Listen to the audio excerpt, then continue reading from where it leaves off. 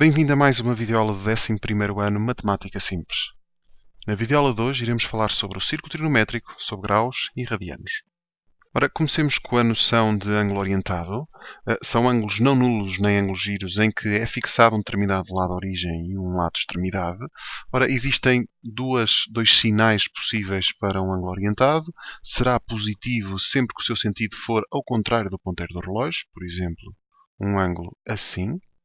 Este é um ângulo positivo, com valor positivo, e negativo, claro, será a favor do ponteiro do relógio. Está bem? É um bocadinho ao contrário. Portanto, são ângulos pertencentes a este intervalo, nem são ângulos giros, nem são ângulos nulos.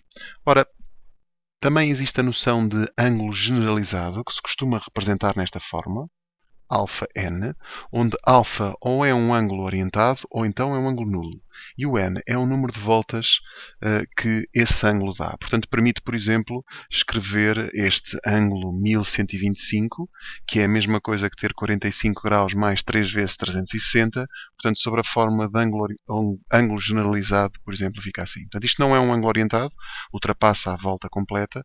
Então, o que se faz é 45 mais 3 vezes 360. Vocês basta dividirem o ângulo por 360 e ficam logo a saber quantas voltas é que dá e depois tiram essas mesmas voltas. Está bem? Uma coisa do género 1125 a dividir por 360 dá 3 voltas e qualquer coisa. Então pegam no 1125, tiram-lhe essas 3 voltas, 3 vezes 360, e ficam com os 45. Portanto, o 3 é o número de voltas completas que será dadas e o 45 será o que é que fica, o que é que resta do ângulo quando nós lhe tiramos essas voltas. Reparem que isto também pode ser negativo.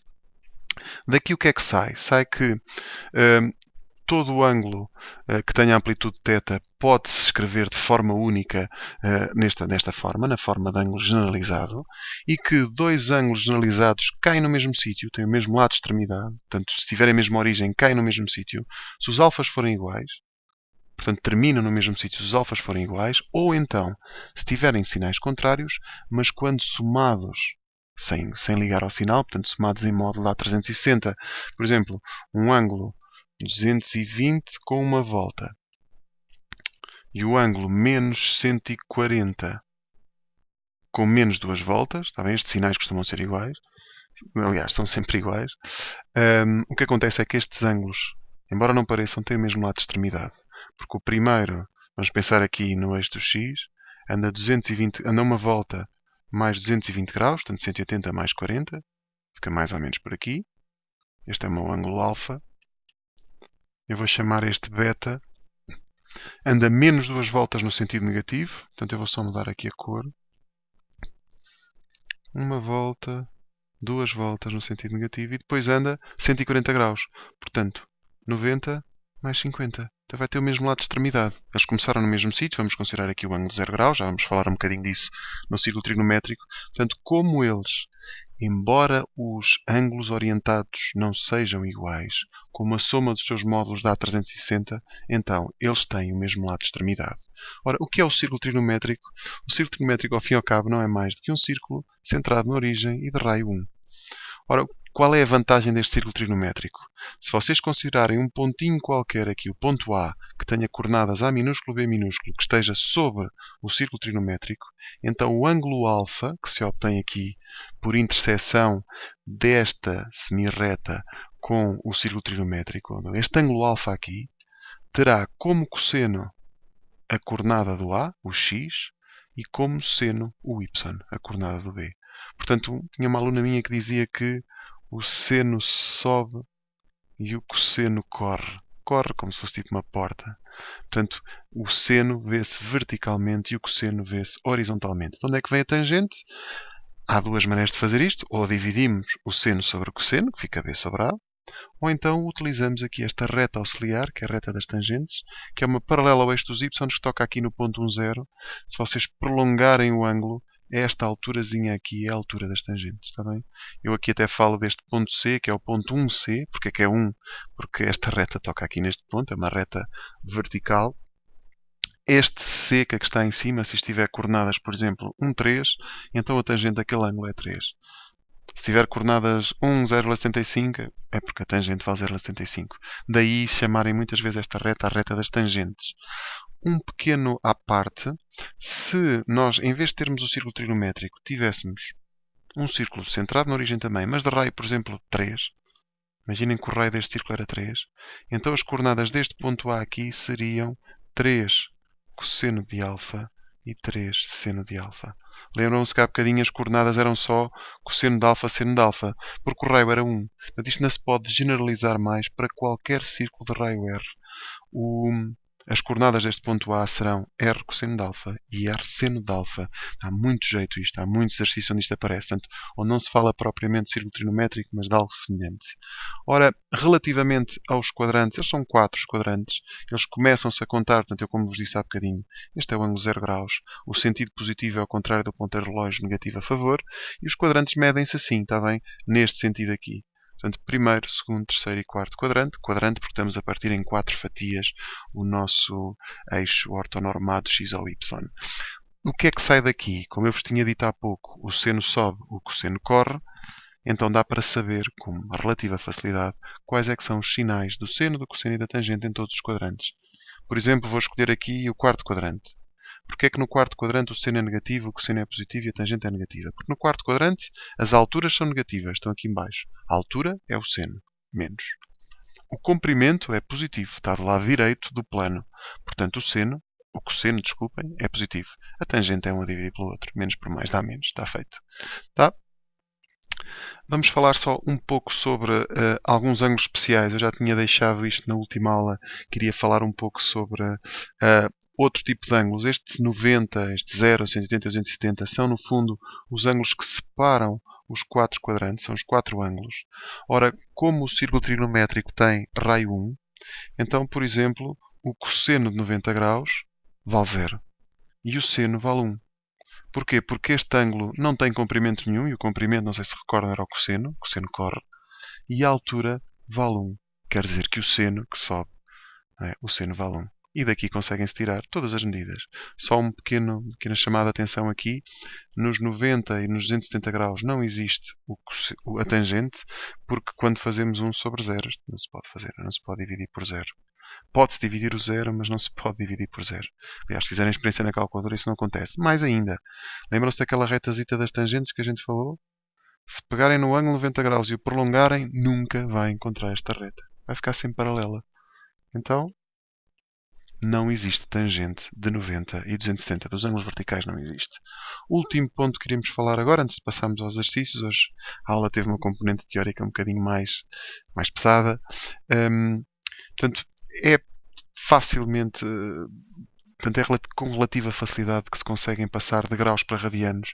Normalmente utiliza-se isto, está bem, o facto do 180 corresponder a π. Portanto, são duas maneiras diferentes de medir os ângulos. Da mesma maneira que existem muitas maneiras diferentes de medir distância, não é? Quilómetros, milhas, pés, nós. Tanta maneira diferente de medir distâncias também existem. Aliás, existem até 3 formas, pelo menos que eu conheça, de medir os ângulos. As duas que vão ser utilizadas ao longo do 11º e também 12º são os graus e os radianos. Portanto, a correspondência é só esta. Com regra 3 simples, facilmente se chega a todo lado. Vou só deixar aqui um truquezinho para estes 3, que são os tais ângulos especiais que foram referidos na última videoaula. Façam o seguinte: o 30 e o 60 troquem o primeiro número. O 30 fica com o 6, portanto, por isso é que fica π sobre 6, e o 60 fica com o π sobre 3. O 45, escolham só o primeiro número.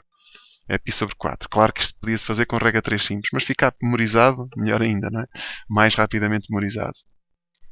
É possível medir ângulos em minutos e segundos, ângulos que estão em graus. É uma conversão simples, é uma regra 3 simples. Imaginem que tem um ângulo que vale isto. 38,127 graus. Podem converter esta parte decimal para minutos e para segundos. A ideia é muito simples. 1 grau vale 60 minutos. Então, 0,127 irá corresponder a x. Agora é só fazer a conta. Tá? E o mesmo aconteceria para depois, aqui vai aparecer uma parte decimal. Deixem-me só ver quanto é que isto está. 0,127 vezes 60 dá 7,62. Então, dão 7 minutos e 62 segundos. Desculpem, 7 minutos, e estes 0,62 é que têm que ser convertidos para segundos da mesma maneira. Então, 1 minuto vale 60 segundos, assim como 0,62 vai valer x. E voltamos a fazer a conta.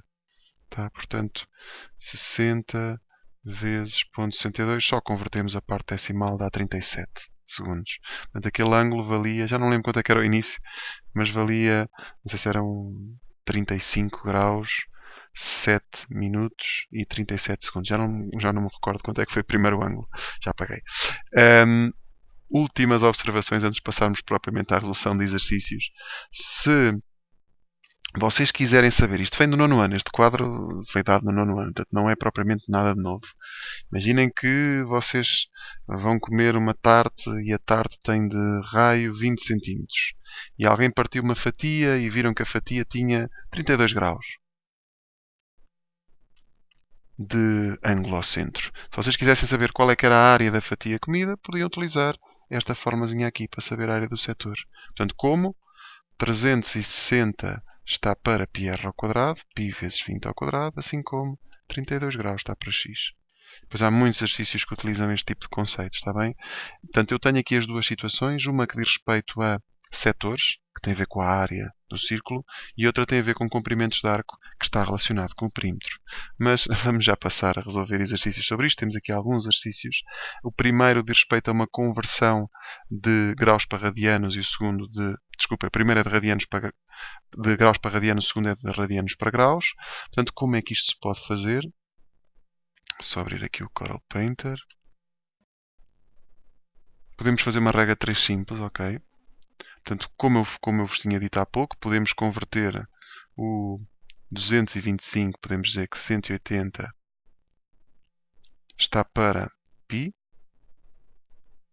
Se calhar até podemos utilizar outro programa.